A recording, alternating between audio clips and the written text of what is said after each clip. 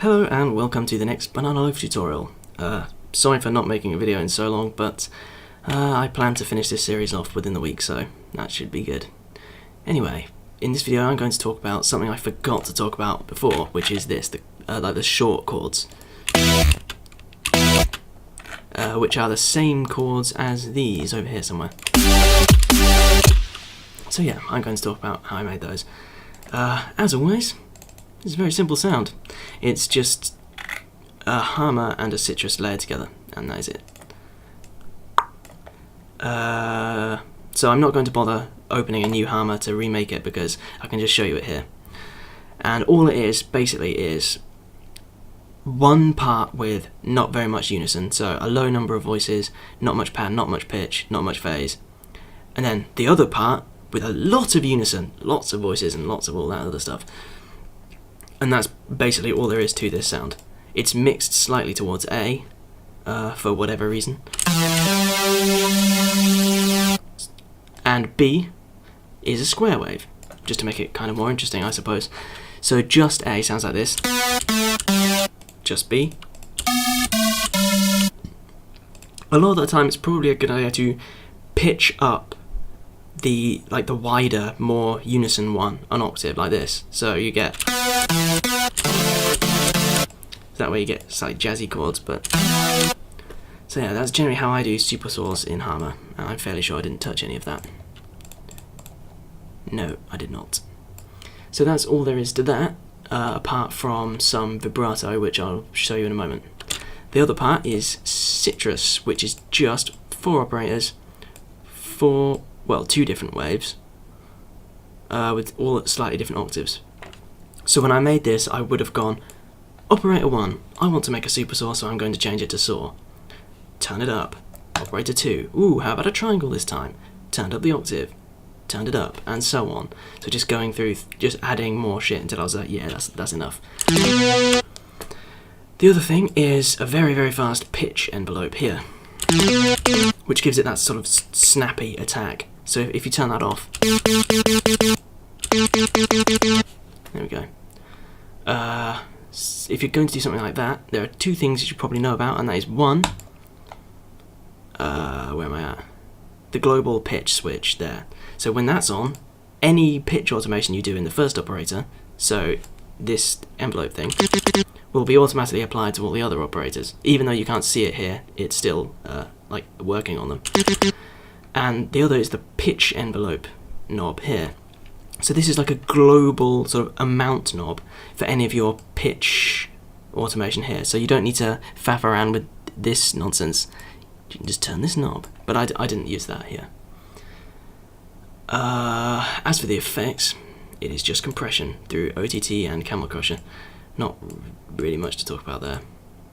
And the hammer, I forgot to look at the effects for that, but that's pretty much the same story. It's just an OTT, a high pass, which does nothing, and a chorus, just to sort of blur it a bit. And the ambience there is never used, so you can just ignore that.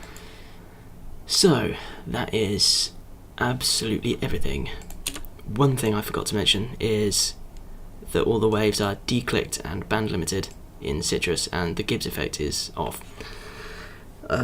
So if you want to learn what the Gibbs effect is, watch a video I've put in the description because it is insanely interesting. So watch that just as your homework, really, just 'cause it's fun. And that is basically it, apart from the vibrato. So I've automated the vibrato in the playlist. So keep your eye on the depth knob here as that plays.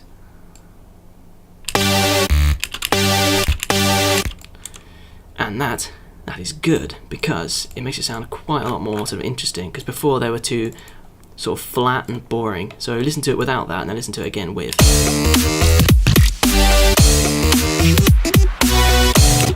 It's way better with it.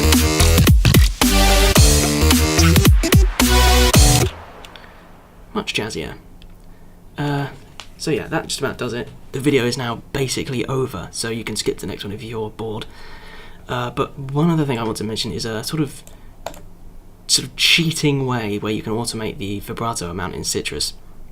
Because Sytrus is an FM synth and FM is basically just really fast vibrato, you can use FM for vibrato and automate it. So I'm going to show you that. Oh, just a note, there is no vibrato on the Sytrus in the actual song. Why exactly? Don't know. Anyway, so all you do is you FM two operators together and put the second one, the one you're FMing it by, to an insanely low pitch. So like.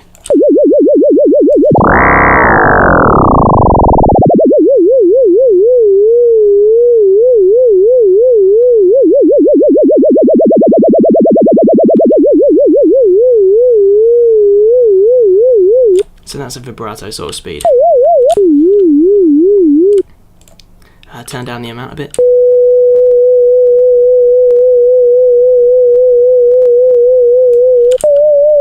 So now, if I had let the volume of this operator, so the one I'm modulating it by, be assigned to mod X.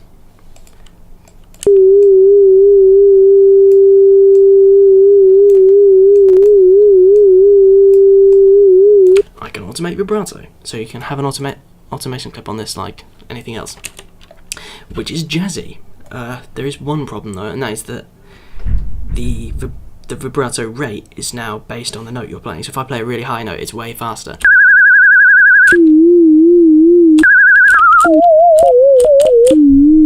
There's probably a way to fix that, but I don't know what it is.